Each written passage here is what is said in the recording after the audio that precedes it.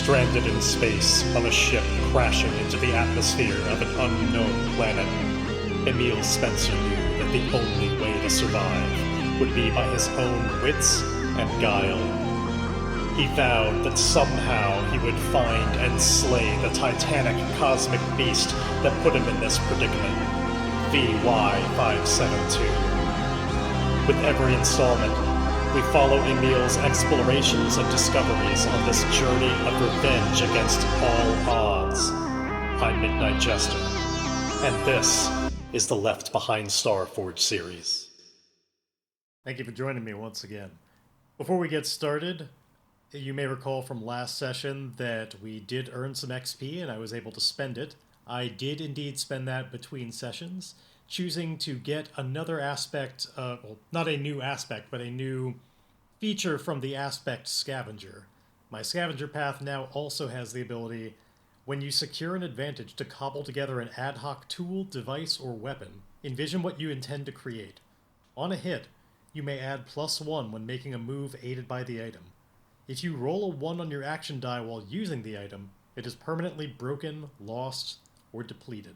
So yeah, just because of how much Emile was already getting by and solving problems by trying to make devices while escaping the Reacher, it seemed really fitting that he would have gained a little bit of know-how on how to improvise a device. Might as well have an ability that feeds into the way that I'm actually playing this character. So with that business taken care of, I want to do something that it's part of the rules. It's an optional thing, but we've never really done it before. And that's a full begin a session move with not just recapping what happened last session, which I'm about to do, but in addition to that, doing a little vignette that gives some insight into some danger or an opportunity, playing out a little bit of a scene right from the beginning that doesn't even have to be from Emile's perspective, just a little bit of a scene that clues us into a little bit more about this world. I'm going to do that this time because I have an idea in mind for how to begin it. But before we can do the vignette, a little recap. You may recall last time we did finally escape the Reacher. Emile was able to blast his way out of it. He was not able to get the escape pod into a nice launch tube, but instead made an attempt to improvise some explosive devices and blast a hole in the side so the escape pod could just roll out on its own. Now, unfortunately, the explosion went off a little bit early and blasted him against a wall, making him concussed, but he was able to just barely, against the force of rushing winds, muscle his way into the escape pod before it fell out of the hole and into the atmosphere, at which point, while seeing stars and barely conscious, he was able to take off a shoe and throw it against the other side because there's just too much force pinning him against the back wall. The shoe hit against the console and turned on the escape pod, which is one of the last things he was aware of before losing consciousness. This allowed the automated systems to apparently kick in and keep him from just crashing into the planet known as Cinder once he got there. He woke up on the surface, and it is an utter hellhole. This is a furnace world, just filled with magma chasms and ash storms throughout. There's signs of these gargantuan star creatures, just the bones. They're all extinct now, but they have arms that seem to have dug these magma trenches. We don't know all about what happened there, but this is a terrible place to live. Unbreathable atmosphere, inhospitable in just about every way. Emile used some of the last of the fuel of this escape pod, just kind of flying around observing things. He was able to detect electrical activity off in the distance, suggesting human activity on this planet, calling out on the radio, giving a real mayday to anybody listening, basically holding up a white flag, saying that he was completely at their mercy, unarmed and all of that.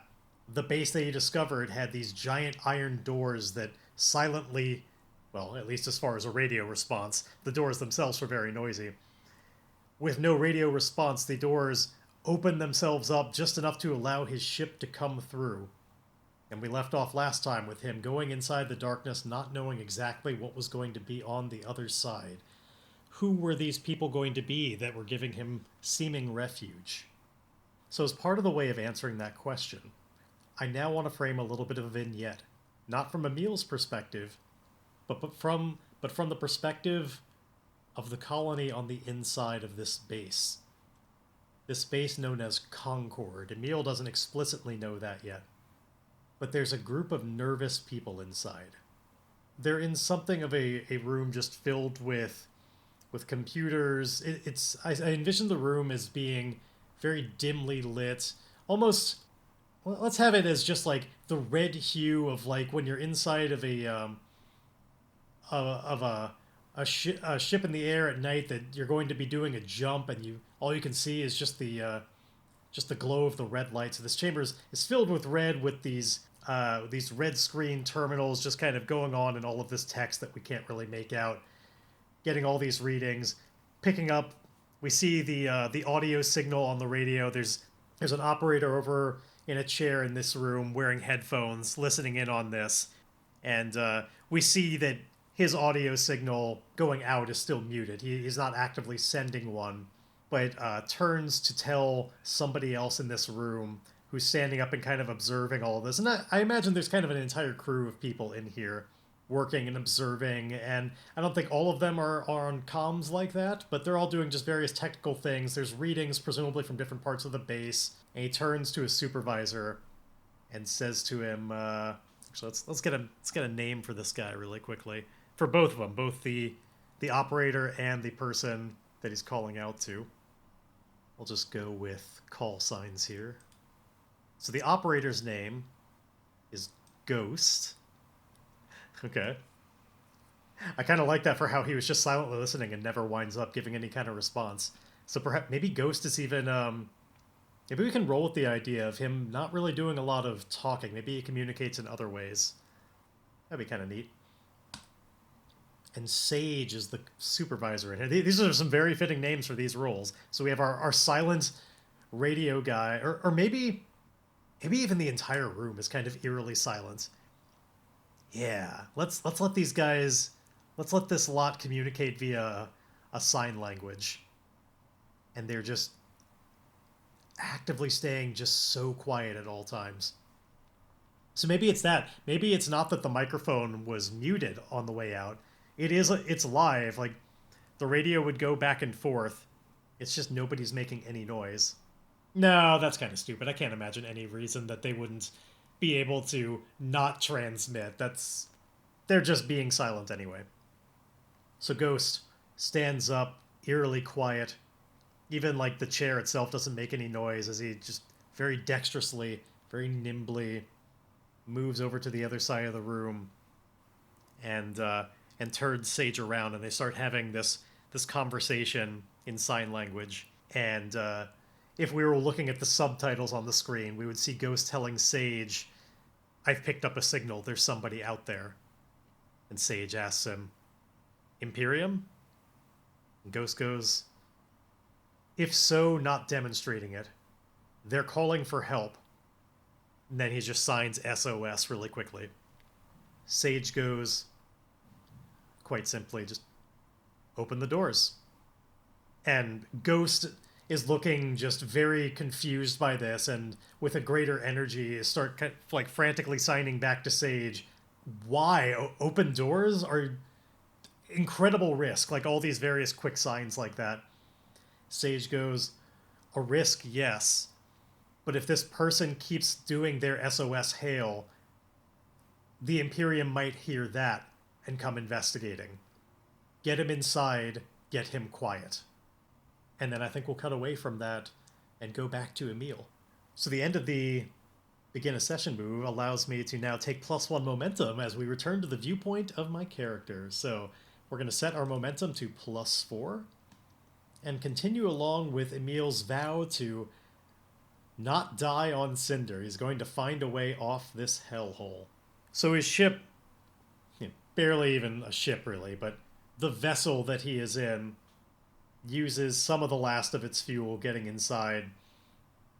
I'm going to just roll an oracle right away to determine, like, did this take the last of his fuel? And I'm going to make it pretty likely. I don't want this pod to have had that much ability to both correct its trajectory after such a terrible, like, injection into the planet and fly around a little bit and then have much more. It's really not meant to explore much beyond that. It's just meant to survive. So with the oracle of just asking the Oracle, set at unlikely. The question is there any more fuel left in the escape pod?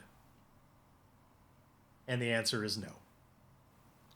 So he doesn't like crash into the base or anything, but there's probably, dribs and drabs of fuel left, but not enough to actually take off and go anywhere without refueling. Certainly not get off planet. Maybe you could get outside, but you'd get no appreciable distance without refueling. And so it would likely be pretty pointless. He touches it down in what I still imagine as being this, like, cavernous, open kind of hangar. Sort of on the scale of, like, the hangar in, like, Yavin 4, to bring another Star Wars reference into all of this. I don't think this place is filled with all of these various ships, so it's just it's cavernous and echoey because there aren't all of these ships in here, and the lights are off, so it's just being lit currently by some amount of glow from lights on the escape pod. Emile steps out. Actually, Emile would be a little bit wary of this. They haven't said anything. He doesn't know if it's humans or not. He can't see out there. We previously described there aren't windows or anything to see out, so he'd be trying to get a read on the situation and, like, are there people out there? Are there guns trained or anything like that? Like, how should I be approaching this situation? He knows he's at their mercy, but he wants to play it smart and at least be aware of what he's walking into before it happens. So let's gather information using the sensors on here to indeed look for... We previously described infrared signs, and I think now that we're inside the doors, which have indeed closed behind him with this just thunderous collision, a lot of the heat from the outside is no longer part of this atmosphere. There are definitely some atmospheric controls keeping this cooler, but it's mostly just because it's inside the mesa. And so now perhaps he'd be able to make out human forms via infrared. So let's indeed make use of... This would be tech. Configure, optimize, hack, or disrupt an electronic system. No, not really doing that. I'm just using it. So I'm not going to have any bonuses to this. I'm just using it to gather information. And the answer is... off to a not great start. That is a full-on miss. Which means your investigation unearths a dire threat or reveals an unwelcome truth that undermines your quest. Pay the price. I think in this case, honestly, the miss should kind of represent that he does see something. A hit might have even been that it's empty and he had a way to get out without being spotted. But I think the miss is indeed that it's all around the room surrounding him, even back behind him where the hangar is. There are people all in the shadows of this room. They have him severely outgunned because they all have guns trained on the door where he's going to exit. I think he even makes out in these that, like, these are good weapons. They have, like, nice scopes on them and stuff. Like, he expects that the people in here, that he can't assess their abilities, but he knows they certainly have the gear to be able to take him out before he did anything funny at all. He also does not see any particular one of them that's, like, coming out to greet him or anything like that. So it has all of the appearance of, as soon as I walk outside, they're going to kill me. So I think instead of walking outside, he'd make use of, well, let's see if there's any way to use, like, a loudspeaker on this. Again, if this were like a full ship, I'd just say yes, but given that this is just an escape pod, that may not be one of its priorities. So I'm again going to ask the Oracle on this. Or maybe I should do this as a check your gear. Because that's what you do to see if you have a specific helpful item or resource. Oh, let's also put as part of the miss on that. Oh, and I need to pay the price properly. But as part of the miss, let's also say that he can see that there are masks around all of their faces. Like, they all are also wearing kinds of, like, rebreathers and stuff. There's kind of like a cool spot in the warmth of the faces of these people that suggests that you've got to be wearing a rebreather in here, at least in the hangar itself. The air here is not suitable to breathe still. Like, they haven't just, like, filtered all of the air to make it okay. Maybe farther in the base, but not here, not where the door is, which makes sense. It's open to the atmosphere. So for the full pay the price, yeah, I don't know that it... I don't know that I need to specifically, lose any of my meters exactly. He's certainly not getting shot immediately. Maybe Spirit should take a hit. It's not a big hit because he's still inside kind of a big iron cocoon. We know he can't get very far, but the direness of this situation, that he knows his life very well might be on the line based on how he speaks to these people, and potentially if he just so much as goes outside. He quickly checks that the maglocks are working on the door into the escape pod, that you can't just open it up if you came up. And then he starts sweating quite a bit, recognizing that it's stressful. I think I'm just going to make it a 1 stress, though, because this isn't the biggest deal. And then before I do anything else, we'll do the Endure stress move. That came out a miss with a match. On a miss, it's worse than you thought. Suffer an additional -1 spirit or lose 2 momentum. I think I'd rather take the spirit hit. If your spirit is 0, you must mark shaken or traumatized. It's not. So great. I guess it is a -2 spirit hit, not a -1.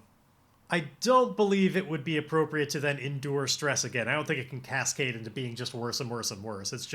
It's worse. However, I need to adequately represent this match here. So let's make something even worse about this situation. I believe there is a thing here that can help determine a quick twist. And I think I want to incorporate something like that. There's a story complication oracle, and we're going to roll that as just part of the match. How does this get more complicated? Key location is threatened or made unsafe. Oh, well, the perfect way to interpret that is the key location is the escape pod he's in. Right now, the biggest thing he had on his side was the idea of staying inside here and just having this shell around him that will protect him from all the gunfire. I think I want to make a quick scene clock on this. We're going to figure out why it's unsafe in here, but something's overloading or something like that where you couldn't stay inside. In order to have an idea of what that might be, we're going to do another quick oracle of descriptor and focus. Captured and ship is what came up. Okay, so perfect. Somebody, these people are fucking elite. Somebody is already on the outside before he noticed with a plasma torch cutting their way in through the door. He didn't even notice them because they came up in a spot where he had to sweep the infrared camera around, and this person managed to avoid the camera's view, didn't notice them, but he just starts hearing the sounds from outside the door, seeing the sparks. And yeah, let's make this a really short clock. He's not going to have a lot he can do before the door is just cut open. This one is just going to have a 4 clock on it. Just for my own notes, this is cutter gets through door. Man, whoever is here in Concord is super efficient. They were ready for this stuff. They're trained. So with the scene challenge moves now. Right, I wanted to check my gear. This wouldn't count for it, but I want to see whether or not there just is a loudspeaker inherently on this escape pod. Now, my odds on this are probably better than they should be, just because I've got 5 supply right now, but I've got 5 supply. Well, why not? This is if you're not familiar, this is a roll I do with my supply. So I'm likely to do pretty well on this. And yet, if you roll like that, we're starting off this session just all misses, so it's going to be a bit of a hole to get out of. Miss, you don't have it and the situation grows more perilous. Pay the price. Well, pay the price seems like the most obvious thing to do here is let's advance that clock. He wastes his time looking for the controls for a loudspeaker because he's used to being on ships that have it. No doing. And we can see that, the circle of hot metal being carved around the entryway into this is now 1/4 complete. The clock is a very fitting image for this, as he's just cutting a circle through to be able to step through. So he can't get on comms. What could he do in this moment, racing against the clock? There's not a lot in here.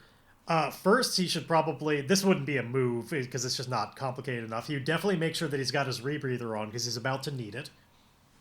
He knows that he needs those outside. Does he have any weapons on him? We've never seen him fight or anything, but again, like he might just be doing a lot of checking his gear in here right now to determine a little bit more about what does Emile actually have at his disposal. We've never established whether or not he carries, a blaster on him or anything like that, and let's find out. Does he have a gun of his own? I'm again going to check my gear because his supply is really nice. This time it's a strong hit. You have it and are ready to act. Okay, I'm not going to just keep making check your gear and just determining every single little thing he has. Those were the two kind of major ones I wanted to get off. So he does have a blaster of his own. I don't imagine it's especially strong and definitely wouldn't be described as like the sort of military grade stuff he was picking up on the sensors being trained on this ship. I think, though, Emile recognizes that there's no way the blaster is going to help him here. It's, if anything, a liability. What he needs to demonstrate is that he has it and he's not using it.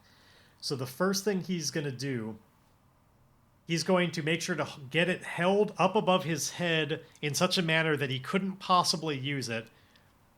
To get it just... Clearly, it's not just that he couldn't get it in time. He had it, but he is choosing not to use it. But at the same time, if he utterly needs to, maybe he'd be quick enough to get it in position and just blast the other guy first. Maybe. He's really hoping it doesn't come to that. That, again, wouldn't really require a move. So is there anything else he would do before this clock happens? The fact that he doesn't have the ability to... Oh, you know what? Here's what he would do. He may not have a loudspeaker, but he still has the ability to connect through computer systems to maybe... He's going to try and connect to any, wireless signal they have. He'll use his glove to connect to this computer and radio and all of that. I guess he doesn't even need to... He can just radio in and hope that the radio operator relays stuff. Yeah, that would be the most efficient way. He knows they've heard his radio before, so he's on the right frequency. He's going to make a compel move through there to try and make it clear that he means nobody any harm. And that he's going to talk about how he has his gun, but he's not planning on using it, everything like that. That he'll open up the door, there's no need to cut through, and just kind of stall for time and that sort of thing. So let's make a compel move. I suppose compel isn't one of these scene challenge moves, but I'll make it with basically the same kind of idea behind it, where if he gets anything but a strong hit, there's also a filling in the clock component to it. So compel... Definitely, again, using his heart on this. He's really trying to lay it all out there, and he doesn't mean them any harm. He really doesn't want this to be a firefight. He doesn't expect to be that good at it, and he knows he's definitely outnumbered. So he's just pleading with them. He's trying to pacify everybody, because they're at least not being very neighborly about this all. Even if they don't intend to, kill him, they're being very intimidating, and he'd like this to get off on different terms. And that is a miss. On a miss, they refuse or make a demand that costs you greatly. I suppose I should be a little bit more clear about what he was saying and what they're going to refuse to do. What was he trying to compel them to do? And I think it's fair to say he was trying to compel them to, indeed, stop cutting their way through, to not shoot him, and just to be more peaceful about this all. Just pretty basic, broad kind of terms he was trying to do. So they refuse or make a demand that costs you greatly. Unfortunately, I don't think there's much in the way of a demands they could have that would really cost me. I don't know what I have to pay exactly. And I think I'm personally more interested in just upping the pressure of, no, they keep going. And they're going to just keep cutting through this door. Being social about this does not seem to be the way forward. So I'm going to mark another thing on another 2 pips on the progress thing. On the tension clock, and there's just no response. Again, they seem to be only listening on this radio, never speaking. And in fact, if we go back to that little vignette, I feel like we can see on the radio terminal, not only is their outgoing signal muted, but it's set up in such a way that it's locked. You would have to put in an admin key kind of thing to be able to unlock and be able to respond. They have made sure there's no way to accidentally lean on the button and say anything. And clearly nobody in here is saying anything either. So the door is about halfway cut through. And Emile, I guess his spirit is still where it is. We didn't have to... Actually, yeah, we do have to pay the price. And again, I think his spirit is just going down. I think he recognizes, like, I am in deep shit here, and I'm going to lower his spirit to 2. I didn't have to do that, but I'm in the spirit. I'm in the spirit of being a little bit mean to Emile's spirit right now. Things have been going a little bit too smoothly, and I like the idea of upping the pressure on him a little bit. And I also love the idea of describing the fact that he just barely got out of a crashing ship as things are going a little bit too smoothly. But they have been. Let's put on some pressure. Gonna do the Endure Stress move, which is, and I think you can guess this at home now, a miss. It's worse than you thought. Suffering it. So he's down to 1 spirit. He is freaking out inside. He is convinced that the instant somebody gets through that door, it's going to be a fight. And he's going to lose, or he's going to have to defend himself against this person, and he can't get back out here. The doors are closed behind him. He's convinced he's about to die, that there is no way through. There's no weapons on this thing, I assume. Actually, I think that's one of the last things he starts doing, is determining, like, are there any emergency weapons on the escape pod itself? He's never heard of them. So in this case, I don't think I should do it with his supply. I'm going to ad hoc a little bit of a rule here.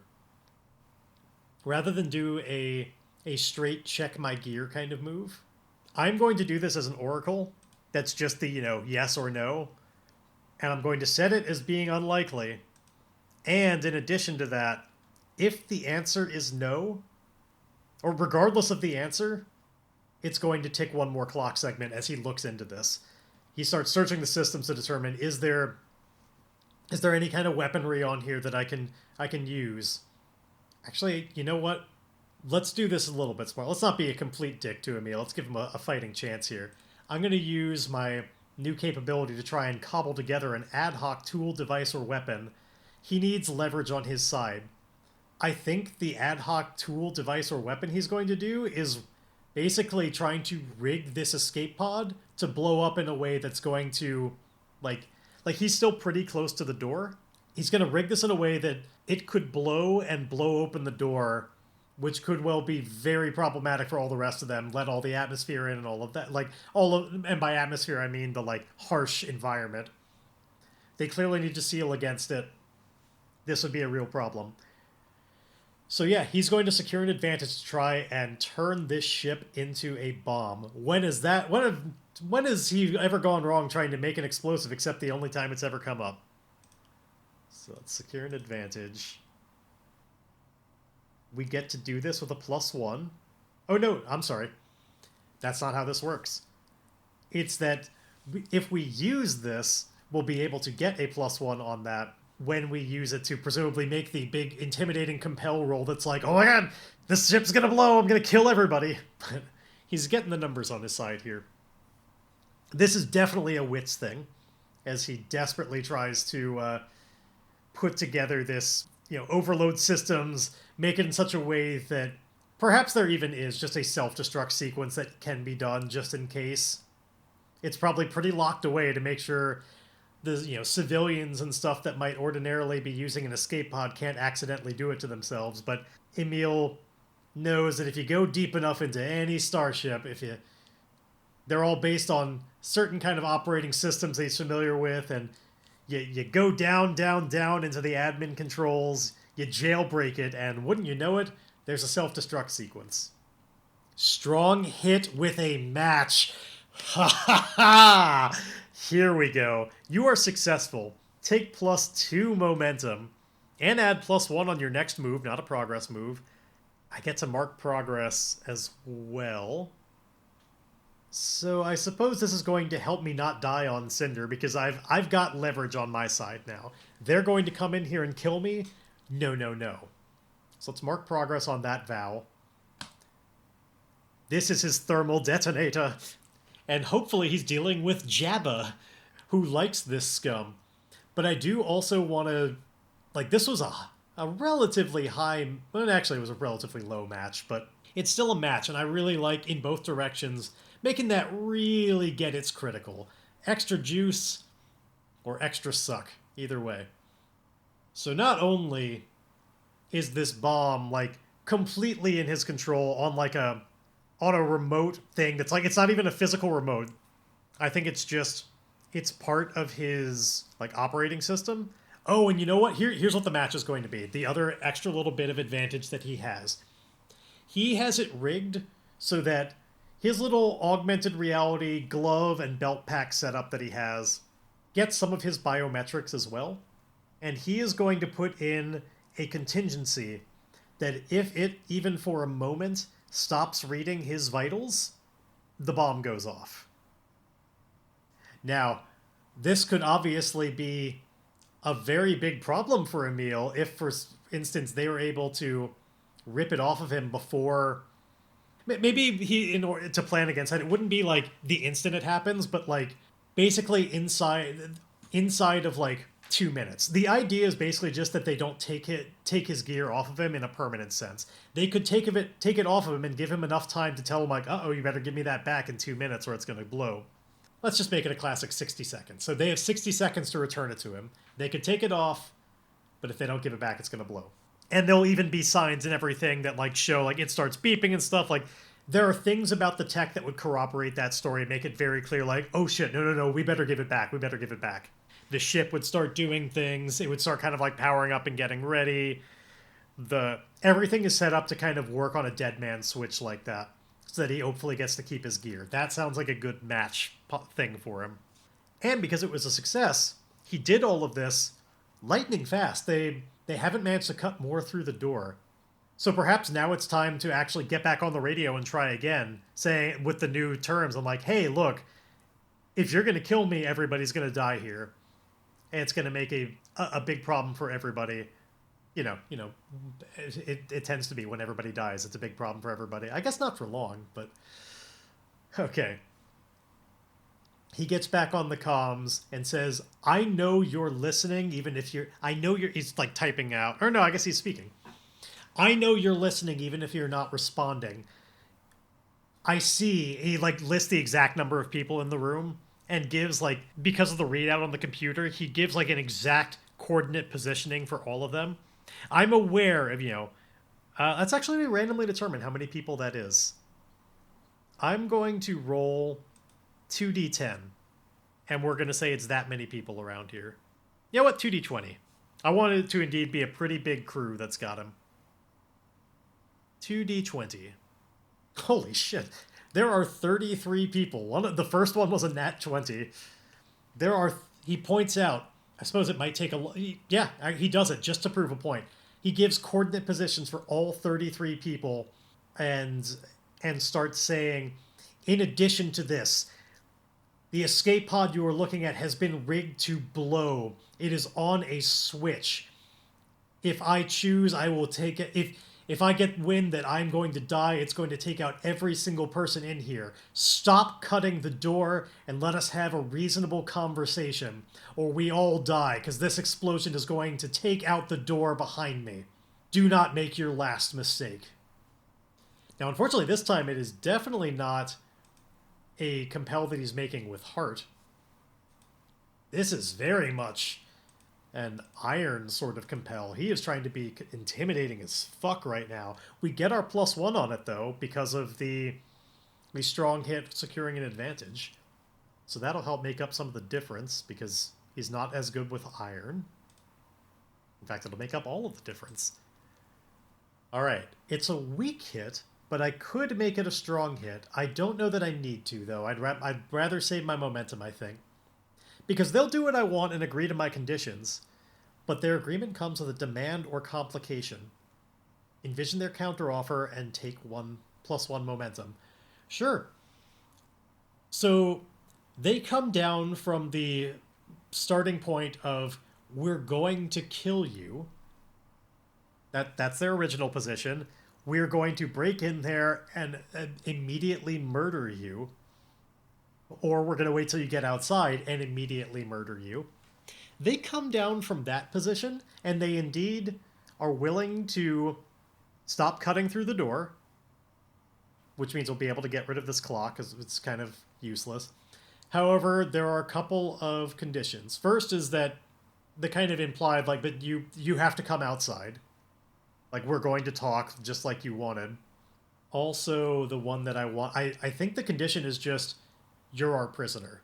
which is certainly better than death. But like, we're going to throw you in jail while we figure out what to like. You're awaiting trial.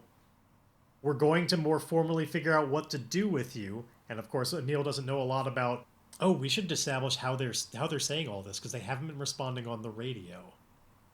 So what they do communicate it. I just need to think on exactly how they do it. Is it signal through like a Morse code kind of thing?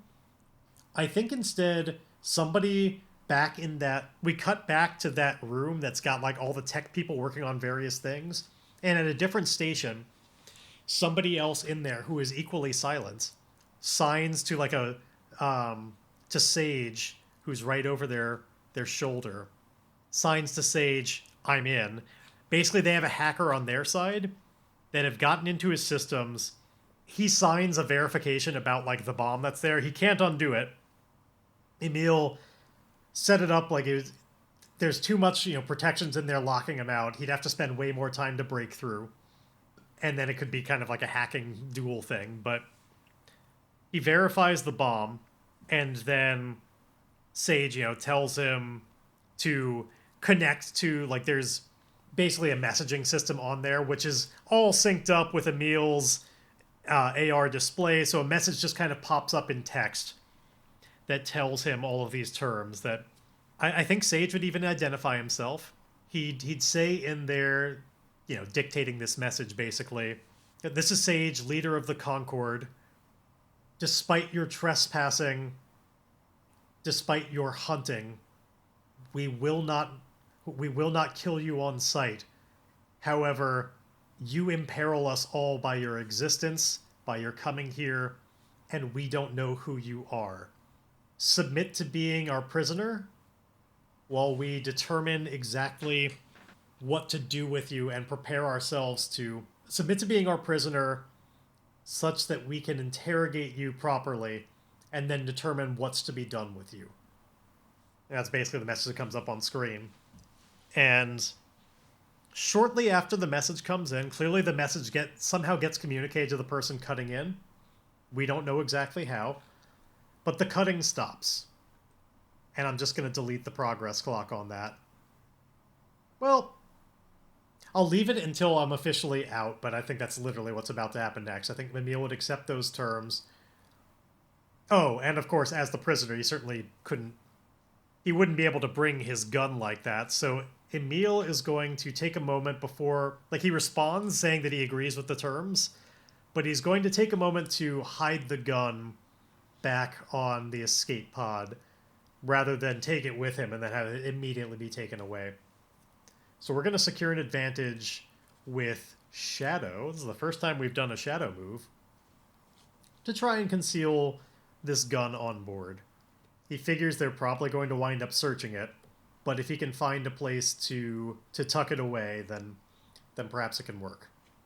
Perhaps he'll be able to get it later if he ever needs to. And that is a miss that I could turn into a weak hit. On a miss, you fail or your assumptions betray you. I think in this case, the assumption is just, indeed, he puts it in a place that he thinks they won't find it, and they're totally going to find it. It's not hidden well enough. He didn't have a lot of time because he doesn't want to seem like he's up to something. He basically just does something really simple, like just putting in adhesive. Like, he just tapes it to the underside of the console at the front. There's like a little desk type thing there. It's taped to the underside, and they're totally going to find that like immediately.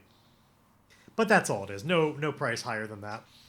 And then he opens up the maglock on the door, and indeed comes out with his hands still up. And I think he like backs out with his hands over his head to all the more demonstrate, like, look, I'm here. They're like crossed behind his head. He's in a full submission thing, demonstrating like, I'm ready to be handcuffed. I'm ready to be a prisoner. I'm not doing anything weird about this. And he knows, like, as soon as he gets out the door, this person who is cutting through, the cutter on the other side is going to like immediately grab him kind of roughly at that. And he like prepares himself for that contingency and doesn't resist. I think once he is manacled, various lights kick on in the room. It doesn't have to be this dark, so they turn on all the various hangar lights, and still just like eerily quietly, like nobody's talking to him until they're willing to interrogate. And I think we, the audience, have been able to see well enough, like, at some point or another. They don't look like they've got, damaged vocal cords or anything like that. There's no, like, big scars or anything like that.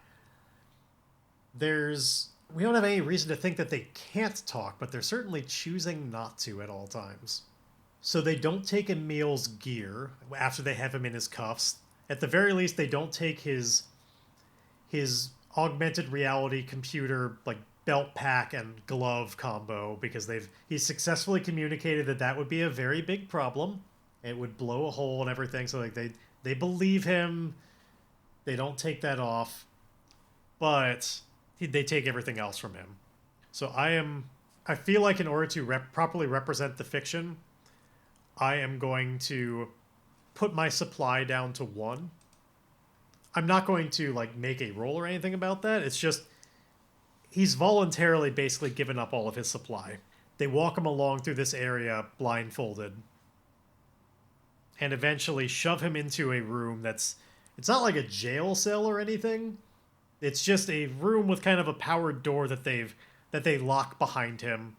And the claim is basically, you have your glove and everything. I'm sure you seem like a talented user of interfaces like that. I'm sure you could hack your way out of here. We're going to have guards posted immediately outside the door, so maybe don't do that. They shove him into this room. He's down on his knees. The door closes and seals behind him. He looks up, and I'm going to incorporate something I've been waiting this entire game to incorporate, because when you start off the game and start out a sector, one of the things that you do is make a connection. There's somebody out there that you have history with. And in this case, that person is named Argus Buhari, but he goes by the name Shark. Now, Argus, he's a real big fella, really broad, and not just like in a regular human way. Like, he's a little bit mutated. He's kind of beyond normal limits, broad and big, and moreover, his skin. It's like these dry, hardened plates. He's not full on, like, rock made like The Thing or anything like that. More like just these tectonic calluses on his body that I think even kind of like tectonic plates just sort of slowly shift around. But if you look carefully, you can see it happening. Like, he's just kind of undulating a little bit in the way these plates move. It's slow and subtle, but it's there and just a little bit unnerving. And of course, when he stands up and looks down upon Emile on the floor and sees who it is, he has this wide, toothy smile. It is just so broad. His teeth are just regular human teeth. They're not mutated or anything, but it's so wide it just shows all of them all the way back. And once Emile recognizes that it's Shark, he knows they don't exactly have the best history. And he's trapped in a room with him. There's only one bed in here. It's a really tight space to be with somebody who could definitely kick his ass.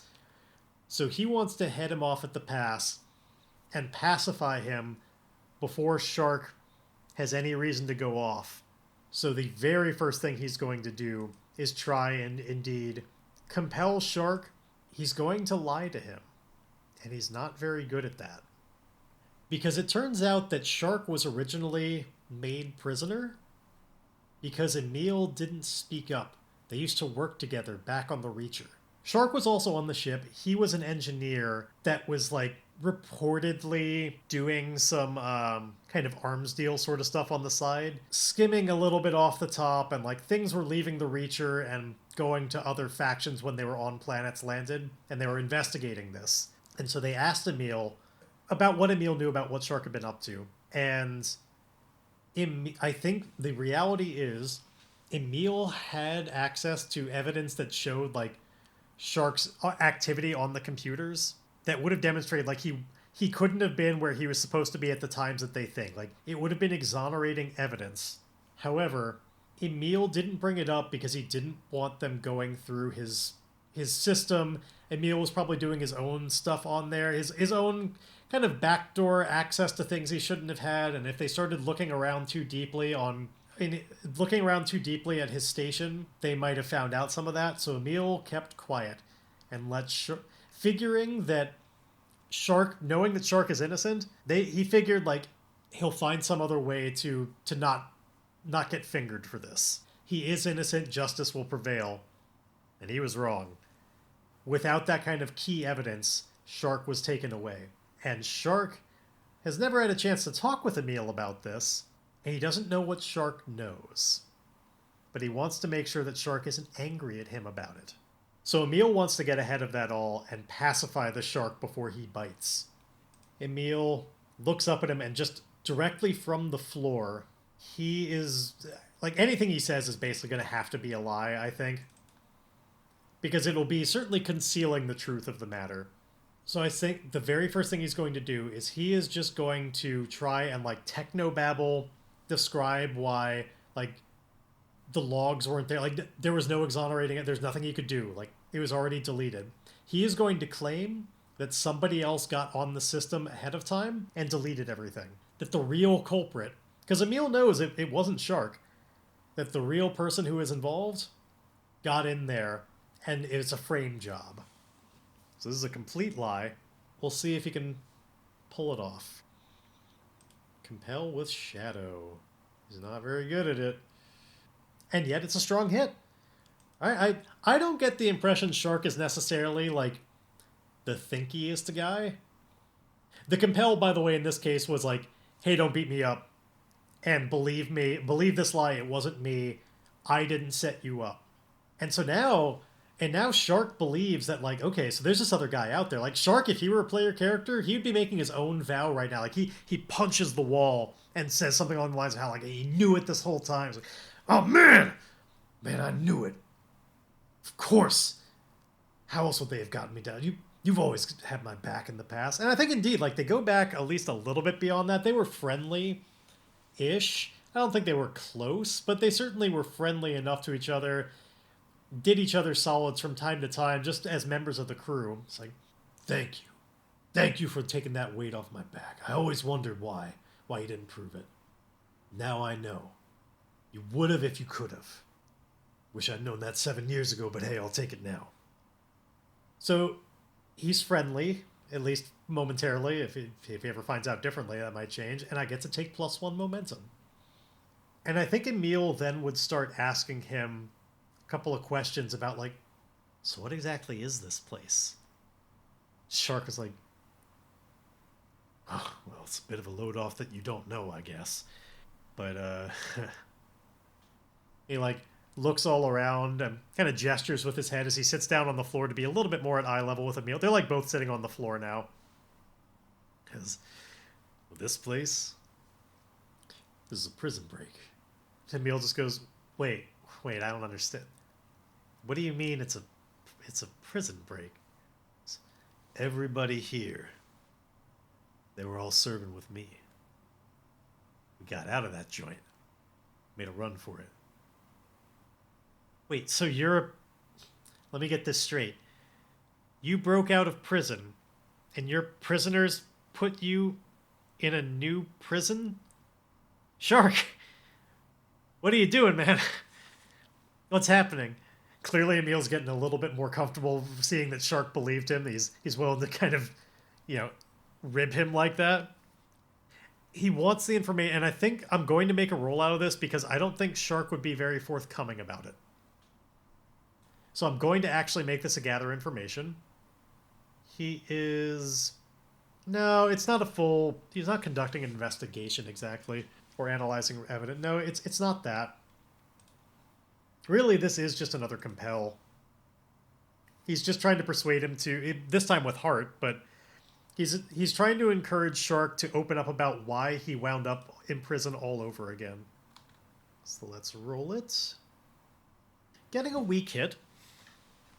So he'll open up about it, but he makes a demand, or it comes with a complication. Here's the counteroffer and take +1 momentum. So I actually, as a player, don't know what he did just yet, so we're going to try and inspire this with an oracle really quickly. We're going to do action and theme to get an idea of why did he wind up being imprisoned all over again. Eliminate time. Now, I don't think he made some kind of doomsday device or anything like that, but I think that's speaking to me that That's saying to me that Shark did something that, like, cost them time. Like, they're on the run, we know this. And he's not, like, in prison exactly. He starts telling them, like, well, I mean, I'm not like a prisoner, not exactly like you. You're a prisoner here. You're fine, like, and Emile's indeed there. Like, they didn't even take the handcuffs off of him because, like, they don't know what they're gonna do. They don't want him getting funny with his device, even if he could, even if they do have the guards outside. They keep him manacled. So you're a prisoner, Wretch. Shark here, Sharky. Nah, this is just punishment. Okay, well, prison does tend to be a punishment. What happened? Well, if you really want to know, I'll tell you, but let's give him a character goal here. Defeat a rival. Let's make his rival Sage. I think that Sharky really wants to be the big dog in charge around here. There was a hullabaloo over who would be in charge since they were all prisoners, and so Sharky's telling him, like, I'll tell you, but there's a guy here who's going to be interrogating you. Goes by the name Sage. Well, he thinks just because he's got a name like that means he should be in charge around here. Sharky disagrees. And if I'm going to tell you why I'm in here, I need you to help me take him down. Well, like in a fight? Are you kidding me? Have you looked at me? I'm manacled. No. Doesn't have to be in a fight. Use that brain of yours. If it were a fight, I'd have done it by now. But it needs to be more, subtle than that. It's not going to work. I need people to support me. You help me get on top around here, and then I'll tell you why I was put in prison. And Emile's like, you're crazy. I was just curious. I'm not going to do all that for you. Oh, come on. Look, maybe I'll do it for you, but I'm not going to... Maybe I'll do it with you, but not just so that you tell me something. That's way out of whack. It's all right. It's a good story, though. Emile goes, I'll keep it in mind. But he has the counteroffer, but he doesn't accept it. But I do still take +1 momentum for this. We know what it's going to take to pry that out of Sharky, though. And then Emile makes a vow that I will pry this from Sharky. I will find out this amazing story. No. So they kind of get to gabbing a little bit, and they pass the time. And honestly, I think I'm going to use that as an opportunity to try and heal his spirit a little bit. Because talking with kind of an old familiar face definitely is helpful to try and make him less nervous about all of this. So let's do... He's in a settlement. He is indeed socializing, sharing intimacy, and finding a moment of peace. So I get to roll heart. So he's just, chatting on the floor with Sharky. By this point, they've kind of sidled up next to each other, just so that they can both see the door. And just kind of chatting back and forth. Sharky, way bigger than Emile, just towering over him. But, they're just having a good time. And let's see. Weak hit. You find companionship or comfort, and your spirit is strengthened. If you are shaken, I'm not. Otherwise, take +2 spirit. I did not make this move as a sojourn, so I don't get to get it anymore. However, this indulgence is fleeting. Envision an interruption, complication, or inner conflict, then lose momentum. I think the interruption is obvious on this, so I give myself the 2 spirit and the -1 momentum. The interruption is just, they're getting in the middle of, like, really having a good time and kind of, like, getting back to, the kind of, good old times, kind of reminiscing sort of shit, all the things that happened on the Reacher. And Emile is about to start asking him questions about, like, he realizes, maybe Shark remembers more about, like, VY572 and our mission and all of that. Maybe I can learn something about this from him, because I'm having trouble remembering all of it. And just as he's about to ask that, there's a pounding on the door. Actually, no, they wouldn't pound on the door. They'd just open it. Just as he's about to ask that, the door opens up, and Sage, with a couple of guards, walk right into the room, and they say the door closes behind, Sage signs something to Shark, and since Emile's in the room and doesn't understand, I'm not going to divulge what it is. I think we, the audience, don't get to know either. Shark signs something back, like they're doing a little bit of stuff. The vibe seems to be generally like tense but not hostile between them. And then Shark like sits down on the bed and says to Emile, "Good luck." And then they, of course, have him turn around. They lead him out of the room to whatever room they're going to interrogate him in and find out what's going on. And of course, in order for us to find out what exactly is going on in that room, we'll just have to wait until next time.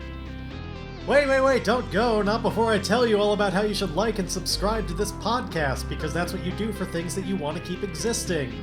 I mean, it's what I want you to do anyway. I suppose my real hope is that you've already done it. But just in case you haven't and you've already made it this many episodes in, come on! You know you're going to keep going. And if you want to know what the prompts are for this week, we're doing descriptor and focus again. So this time, I want to know about an entire planet. Tell me about a planet that fits the descriptor and focus haunted boundary. What is that place? I want to know. If I like it enough and you send it into starforgedpod@gmail.com, well, it just might make an appearance in this show. And of course, you don't have to email me just things like that. You can just email me for any reason. Like you can email me spam if you want to. I just want to hear from you. Tell me all about your failed diet pill pyramid scheme or whatever. Fine by me. Just send me that email. Alright, well, I think I'm out of instructions except for this final one. Lay me out, music.